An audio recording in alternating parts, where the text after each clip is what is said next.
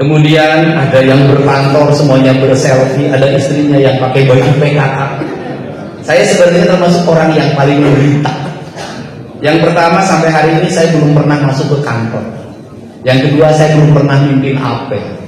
Dan saya tidak ada yang pakai baju PKK kecuali anak saya.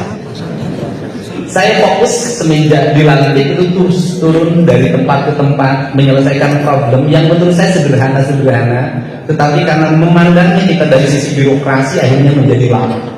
Saya merubah pola rapat hanya menjadi ngobrol saja.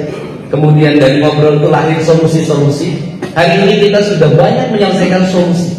Satu, solusi untuk banjir di Kerawang, saya putuskan membangun 1000 rumah dengan desain panggung agar ketika banjir sudah tidak lagi ada masalah, dia cukup menggunakan perahu jalan. Karena merelokasi masyarakat bukan barang gampang. Merubah culture, punya tempat baru, ada pertentangan. Saya lebih memutus, Pak Bupati, sudahlah bangun rumah panggung dengan desain panggungnya tingginya 2,5 meter. Dan semuanya sudah sepakat, tinggal kita laksanakan bersama. Yang kedua adalah saya ingin segera mendorong untuk segera menyelesaikan bendungan Cibeet. Kalau enggak akan pernah selesai Kerawang. Yang ketiganya, untuk wilayah puncak yang hari ini yang paling aneh adalah puncak banjir, kan aneh. Puncak banjir aneh. Kalau Karawang banjir nggak aneh, Bekasi banjir tidak aneh, Subang banjir tidak aneh karena datarnya rendah, cekungannya ke bawah. Ini puncak banjir. Akhirnya saya memandang bahwa saya diberikan petunjuk sama Allah untuk segera melakukan perubahan-perubahan. Perubahan yang pertama akan kita lakukan adalah hari Selasa kita akan mengevaluasi tata ruang Provinsi Jawa Barat secara bersama dengan Menteri ATR BPN. Nanti para ketua DPRD hadir. Kenapa? Kesadaran ini kalau tidak dibangun sekarang, bencana akan terus dalam setiap tahun. Dan saya tidak mau jadi gubernur, Pak Dan Ramil, Pak Kapolsek, Pak Kapolres jadi gubernur itu juga. Kenapa? Setiap bencana penyelesaiannya cuma dengan sembako. Saya nggak mau. Di kita ini punya ciri khas. Banjir dikirim sembako, longsor dikirim sembako, kebakaran dikirim sembako, seluruh masalah penyelesaiannya sembako. Saya ingin penyelesaiannya komprehensif. Yuk kita perang ya kita perang, kita tarung ya kita tarung. Puncak kembalikan menjadi daerah rehat, menjadi daerah konservasi, menjadi daerah hijau. Tidak boleh semena-mena. Dan kemudian juga kita rubah daerah-daerah perkebunan. Apabila perkebunan itu sudah tidak mampu berkebun, kemudian dia merubah area perkebunannya menjadi area lain yang bukan peruntukan perkebunan. Dan saya katakan PT PN sudah bertentangan dengan kalimatnya. Judulnya PT Perkebunan, tapi kerjanya nyewain tanah. PT Perkebunan, tapi di perkebunannya banyak bangunan. Jangan jadi PT Perkebunan. Menurut saya ganti menjadi PT Kontraktor Tanah. Ini harus berubah. Untuk itu caranya bagaimana? Caranya adalah seluruh area PT PN hanya 2 peruntukannya, perkebunan atau kehutanan. Jangan untuk area lain. Kenapa? Kita ini jabatan bisa berhenti kapanpun. Tetapi kalau pemimpin yang barunya kebijakannya beda, mereka akan mengambil keputusan berdasarkan keinginannya. Kenapa? Karena bagi saya membangun harus diawali dengan kedekatan kita dengan alam. Karena kita ini dilahirkan, dididik setiap hari kita berdiri Indonesia tanah airku. Karena Indonesia tanah airku dalam pikiran saya itu saya terjemahkan dengan prinsip papat kalimat pancer, papat kalimat tunggal. Saya katakan manusia itu harus bersenyawa dengan tanahnya, manusia harus bersenyawa dengan airnya, manusia itu harus bersenyawa dengan udaranya, manusia harus bersenyawa dengan panasnya, maka dia menjadi manusia Indonesia seutuhnya. Kalau sudah menjadi manusia Indonesia seutuhnya, maka dirinya akan gelisah ketika tanahnya diganggu, ketika airnya diganggu, ketika udaranya diganggu, ketika panas mataharinya diganggu, maka ada kegelisahan dalam dirinya yang pada akhirnya dia akan bangkit membenahi. Dan sampai hari ini saya meyakini betul orang yang berbisnis merusak tanah, merusak air, merusak udara, dan merusak matahari, walaupun kekayaannya banyak, hidupnya akan gelisah selamanya. Ini prinsip dasar tentang manusia Indonesia. Dan doktrin ini diajarkan dalam prinsip dasar doktrin Siliwangi. Doktrin Siliwangi mengajarkan tentang manusia itu harus nyiliwangi. Karena nyiliwangi maka dia tiada tapi ada. Maka ada dan tiadanya dalam kasih sayang, dedehan, ulasan, kasihan. Maka dikenallah dalam prinsip pancatunggal. Pembangunan harus melahirkan manusia yang cager, bager, bener, pintar, singer. Jadi filosofi dasar pembangunan saya lihat para bupati wali kota nanti saya ajarin, gak usah nyari jauh-jauh, cari di leluhur kita. Kitabnya ada, ajarannya ada, dan yakinilah para pemimpin yang memimpin kampungnya kembali pada ajaran leluhurnya, maka dia akan diaping, dijari, dijaga jendiriksa. Ini keyakinan saya. Bicaranya tidak lagi uang. Saya tanya ke sekda, saya nggak pernah rapat. Tiap malam sekda mengeluarkan 3 surat edaran. Hampir setiap bangun saya selalu nelpon. Siapa yang angkat telepon? Para bupati suka saya telepon. Saya tahu bupati yang bangun pagi dan bupati yang HP-nya mati. Dan saya minta para bupati jam 4:30 HP Anda harus nyala. Kenapa? Karena kita sudah mendeklir diri menjadi pelayan rakyat. Siapa tahu pada saat pagi itu ada sesuatu yang harus kita bantu. HP kita mati, berhentinya sebuah layanan.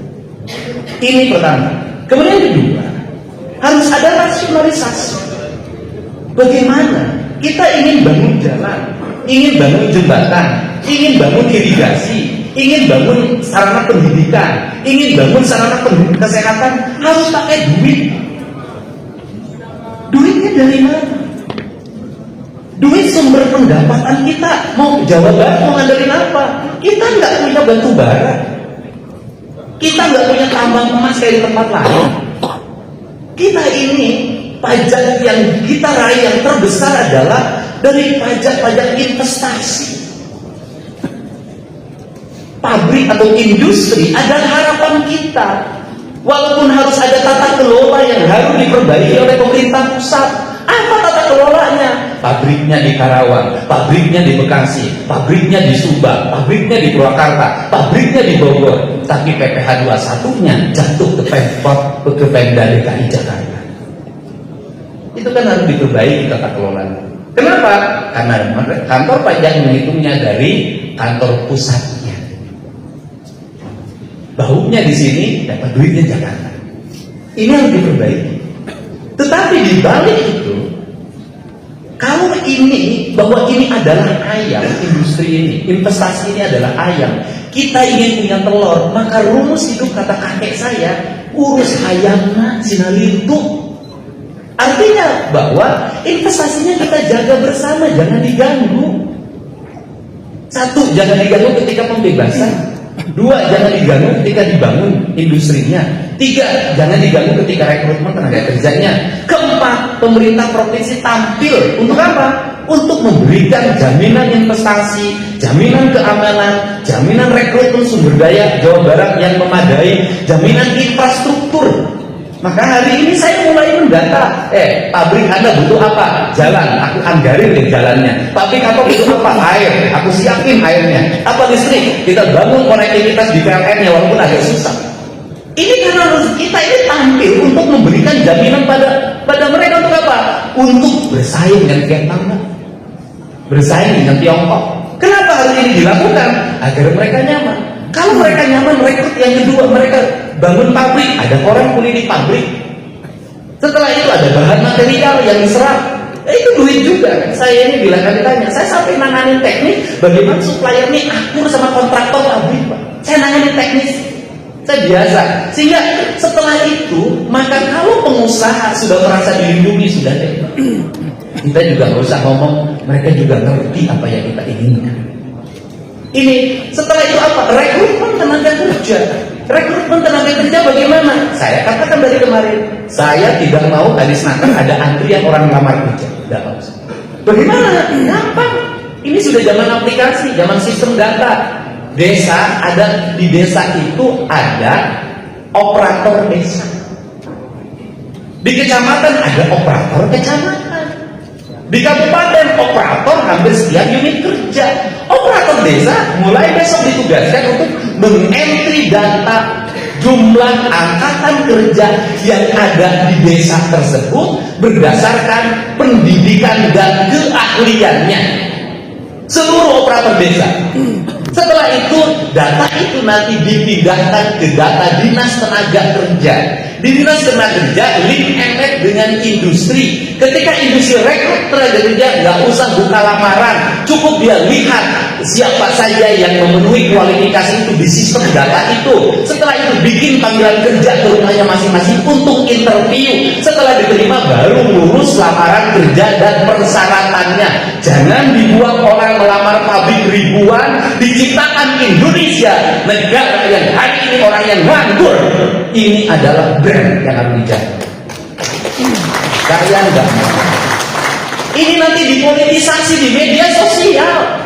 Orang yang kedua, saya minta kepada para bupati, pada orang-orang kaya, kalau membagikan beras, membagikan sembako menjelang hari raya, jangan dikumpulkan warganya, antarkan ke setiap rumah dengan penuh rasa kehormatan.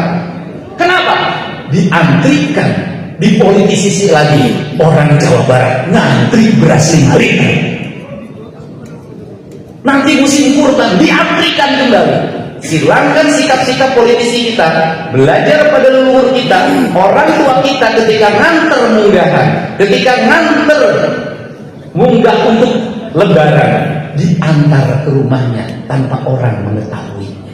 Kebiasaan kita hari ini adalah pamer kebaikan, dikumpulkan, dipidatokan, divideokan. Akhirnya brand image orang Sunda kotor. Orang Jawa ini penting, Pak. Kita harus mulai. Orang lain itu bukan berarti negara lain tidak punya kelemahan sama dengan kita. Cuman mereka mampu menutupnya, tidak menjadi konsumsi politik publik keluar, sehingga citra negara ini baik. Ini harus. Nah, kemudian berikutnya adalah setelah itu apa lagi? Saya sudah meminta kemarin seluruh HRD Pak Sekda, Pak Kepala Disnaker bikin grup WhatsApp seluruh Jawa Barat. Tiap kabupaten kota bikin grup WhatsApp. Kalau ada keluhan, ada orang ngaku LSM, ngaku ormas, ngaku Karang Taruna, ngaku apapun, datang ke perusahaan yang menghadapi jangan mereka, pemerintah yang turun menghadapi. Kenapa? Mereka lemah. Untuk apa? Jaminan keteman. Menjelang Idul Fitri ini, saya tidak mau ada surat yang dibuat oleh desa, dibuat oleh siapapun datang ke pabrik minta THR. Kenapa? Perusahaan sudah bayar pajak, jangan dipajakin lagi. Yang kedua, saya katakan kita ini malu sebagai penyelenggara negara. Perusahaan sudah bayar pajak, pajaknya tidak kita belanjakan sesuai dengan kebutuhan masyarakat, dihabiskan oleh birokrasi untuk perjalanan dinas, dihabiskan untuk beli baju, dihabiskan untuk kumpul-kumpul rapat-rapat, mamin-mamin yang dihabiskan. Maka impres yang dijalankan oleh saya yang melahirkan efisiensi itu sesungguhnya adalah saya ingin menjawab pajak yang perusahaan bayar akan saya bayar adalah infrastruktur yang baik bagi kepentingan dunia industri. Kemudian yang berikutnya adalah para bupati, wali kota, gubernur harus jujur pada rakyat. Kalau nanti kita meresmikan pembangunan jalan, sebutin sumber duitnya dari mana. Jalan di desa ini, misalnya di jalan di desa Kutajaya dibangun dari pajak, dana alokasi umum, dari PPh 21, dari PPN yang itu dibayar oleh industri yang ada di sekitar kita. Ibu dapat manfaatnya sekarang. Untuk itu jaga pabriknya, karena pabrik ini kita punya jalan bagus, karena pabrik ini kita punya rumah bagus. Nah, desain pembangunan Pak Bupati Bekasi, Pak Bupati Purwakarta, Bupati Subang yang hari ini jadi industri, di sekarang di perkada yang akan kita susun, lihat industri itu ada di mana di desa apa. Tuntaskan seluruh kebutuhan masyarakat di desa yang ada pabriknya.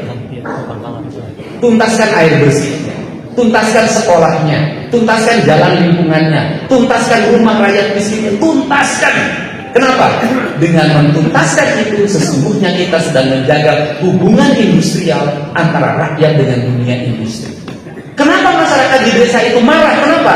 karena pabrik mengeluarkan limbah, pabrik bikin bau, pabrik bikin macet, mereka tidak menikmati pajaknya. Pajaknya ditarik ke pusat, dibagi hasilkan ke provinsi, kabupaten, kota, tidak terdistribusi menjadi kebijakan pembangunan prioritas di tempat tersebut, sehingga mereka merasa keberadaan pabrik tidak ada manfaatnya. Ini yang mengakibatkan akhirnya mereka minta sumbangan Agustusan ke pabrik, sumbangan Karang ke pabrik, sumbangan desa ke pabrik. Ketika tidak diberi, mereka ngamuk. Yang berikutnya adalah banyak orang kaya yang dilahirkan di sekitar industri, Pak. Saya tahu, Pak. Itu didorong mereka untuk apa? Berinvestasi di lingkungan desanya. Bagaimana rumah rakyat miskinnya dibangunkan oleh orang yang menikmati dari riba segala macam. Jangan terus nambah industri, jangan terus nambah rumah di tempat lain. Yang dapat baunya di sini, istri mudanya di Kuningan misalnya. Ini harus segera dibenahi seperti ini. Kenapa? Ingat, kalau dunia industri ini kolap, orang kaya jadi miskin, pemerintah kehilangan sumber pendapatan, ekonomi mati. Nggak ada lagi tukang nasi goreng, nggak ada lagi tukang pecel lele, nggak ada lagi Gojek, nggak ada lagi Grab, kontrakan sepi. Saya sudah punya riset tentang itu. Ketika pabrik bangkrut, saya ngalamin bungkusin beras 3 kg untuk dibagikan pada warga sekitar dan karyawan.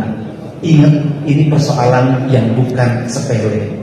Untuk itu, kita tahu Indonesia, Pak Prabowo, itu pasti ada ancaman. Ancaman kita dari dalam dan luar. Dari dalam adalah sikap hidup kita yang hedonis, sikap hidup kita yang apatis. Dari luar, orang lain itu akan melemahkan kita. Orang lain tidak ridho kita bisa bikin pesawat. Orang lain tidak ridho kita bisa bikin mobil. Orang lain tidak ridho kita menjadi negara besar. Orang lain tidak ridho pemerintah, rakyat, dan seluruh aparaturnya memiliki tekad yang sama. Maka ada sistematika gerakan intelijen yang dibangun dalam pandangan saya untuk melemahkan generasi. Satu, membuat anak-anak sekolah menjadi kolokan, lemah mentalnya, ingin disuapin, ingin jalan-jalan dalam setiap hari, jajannya pengen setiap waktu, nggak mau jalan kaki, pengen naik motor, dicekokin oleh obat-obatan yang bisa diraih dengan murah, minuman. Mereka lemah, menuntut ibunya jual sawahnya, jual kebunnya, lemah. Ini generasi yang lemah. Generasi yang lemah ini, kalau 30% anak muda Jawa Barat lemah, maka diisi oleh dari tempat lain, maka kita tergerus dan tergeser. Maka saya punya sikap tentang studi tour, tentang pungutan dan sejenisnya. Kemudian saya arahkan anak-anak Jawa Barat harus menabung. Anak Jawa Barat harus makan di sekolahnya dengan baik. Anak Jawa Barat harus bangun pagi. Anak Jawa Barat harus jalan kaki. Nanti saya akan buat aturan sekolah. Kalau sekolahnya nyaman, aman, berjalan kaki jarak 1 kilometernya masih bisa berjalan kaki, maka dia harus berjalan kaki. Dan tidak ada kata kompromi ibu dan bapaknya nungguin di depan sekolah. Saya tidak mau. Tutup pagar, jaga oleh satpam. Indonesia yang sekolah anaknya nungguin dari pagi sampai sore ibunya. Lemah, anak di Jepang jalan kaki. Anak Indonesia diantar pakai motor, ibunya dari pagi sampai sore nungguin anaknya. Setelah itu berkumpul dengan ibu-ibunya, mengintervensi kelasnya, bertengkar, palus-halus baju, palus-halus motor, panas-panas, minjem bang emok gimana. Ini siklus. Jadi saya kalau hanya disuruh dipilih jadi gubernur, hanya nyusun anggaran kecil begitu. Hanya bangun jalan saya sanggup 2 tahun selesai. Tapi yang paling berat adalah saya ingin merubah sumber daya manusia orang Jawa Barat. Saya ingin ketika dengar Indramayu, orang hormat, Indramayu good. Dengar Karawang, hormat, Karawang hebat. Dengar Bandung hebat. Saya ingin begitu. Pengen orang Jawa Barat dihormati dan disegani oleh tempat lain. Dan seluruhnya itu adalah harus tersinergi.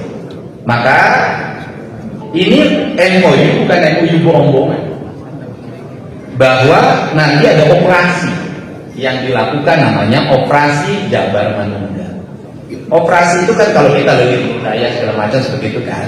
Operasi ini berlangsung selama setahun dengan pembiayaan dibiayai oleh Provinsi Jawa Barat. Operasi ada anggaran.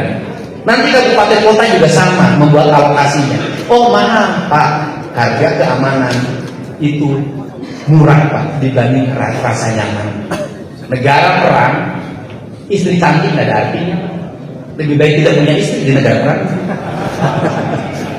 Silakan Anda pergi ke Gaza, silakan pergi ke Ukraina. Di Ukraina banyak yang cantik, nggak ada manfaatnya. Keamanan itu penting. Kapan keamanan penting? Ketika Anda kerampokan, merasa penting. Ketika kampungnya tawuran, merasa penting. Ketika kampungnya genting, merasa penting. Kalau dalam keadaan aman, keamanan tidak akan merasa penting. Sekarang saya ingin dalam setiap malam itu ada patroli gabungan TNI Polri keliling. BBM-nya Pemprov akan menyiapkan BBM-nya. Perlu mobil tambahan untuk keliling, Pemprov akan membeli mobil untuk keamanan daerah industri dan sebagainya.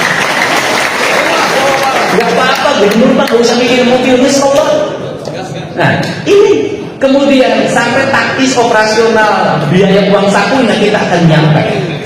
Tetapi ini harus terintegrasi dengan kabupaten kota, karena kalau ditanggung provinsi saja berat.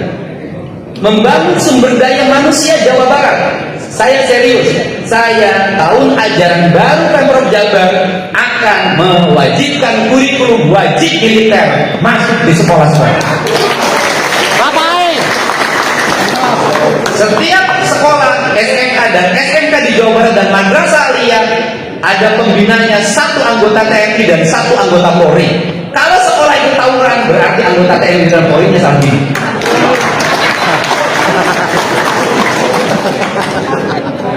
Ya Pak, ini penting Pak. Jadi nanti bisa jadi, ini saya bisa jadi baju yang dipakai oleh gubernur dan para bupati di Magelang, itulah baju yang akan dipakai oleh anak-anak SMA dan SMK di Purwakarta dan Jawa Barat. Saya pakai seragam ini, Komcat, biar terbentuk karakternya, dan dari situ sudah mulai dipilah minat dan bakat. Yang mau jadi tentara sudah ada arahnya, yang mau jadi polisi sudah ada arahnya, yang mau jadi satpol PP ada arahnya. Penting Pak, kenapa? Rekrutmen satpol PP sembarangan, tidak dilatih, udah tukang nongkrong, jadi satpol PP langsung dibariskan, begitu maju. Harus. Nah, kan pada akhirnya kalau kejaksaan, kepolisian, tentara menjadi satu sistem, nanti kita rumusin pelanggaran-pelanggaran Pak. Kalau sudah ada jaksanya, tindakannya apa, sidang di tempat apa, kita rumusin itu semuanya dengan baik. Kenapa? Kita ingin mencapai sebuah tujuan, masyarakat Jawa Barat yang bermahrifat, repeh, dan pada akhirnya semua orang maju pada satu tujuan, bahwa kita harus menciptakan negeri ini aman, nyaman, dan damai. Inilah orientasi-orientasi yang dibuat dalam sistem yang akan saya kembangkan. Kemudian nanti terintegrasi dengan pertanian, terintegrasi dengan peternakan, terintegrasi dengan kelautan. Nanti saya punya sistem seluruh rumusan-rumusan kurikulum itu, yang pada akhirnya saya meyakini betul asal satu, pemimpinnya harus siap dihujat. Dan saya dari dulu selalu mengambil keputusan, jadi pemimpin bukan untuk dipuji, tapi jadi pemimpin bisa jadi untuk dicaci maki. Kenapa? Saya berikan ibarat seorang ayah yang memanjakan anaknya sejak kecil.